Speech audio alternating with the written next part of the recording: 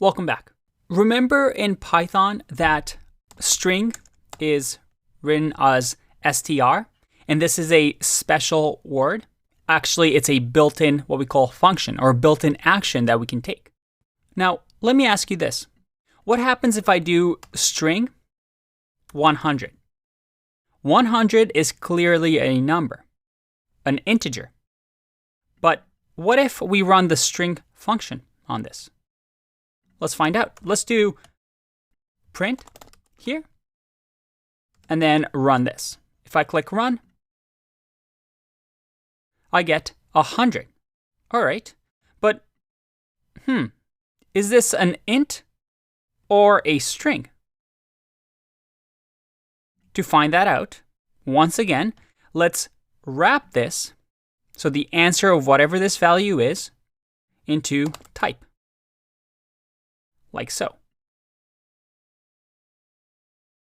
I know this is a lot of brackets, but remember, we're evaluating this piece of code. So we're turning 100 into a string or running the string action. And then we're going to check the type of this entire thing. And then we're going to print it out.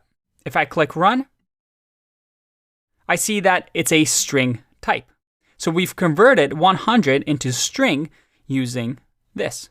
Now, just to confuse you a little bit more, what if we do something like int? Like this. All right, even more brackets. What happens now? Can you guess?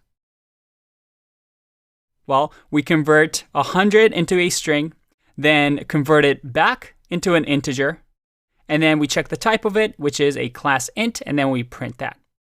So remember, this was the same as me saying a equals str 100, and then b is going to equal int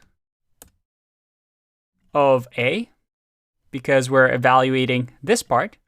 And then I'm saying c is going to equal the type of whatever b is.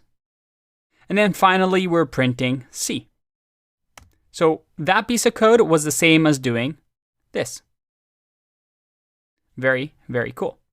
Now, this is the idea of type conversion.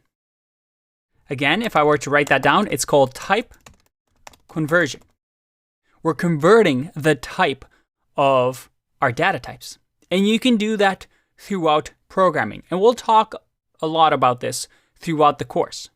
But it's the main reason we have things like str, int, we have things like float, and many other data types that we're going to talk about. I'll see you in the next video. Bye-bye.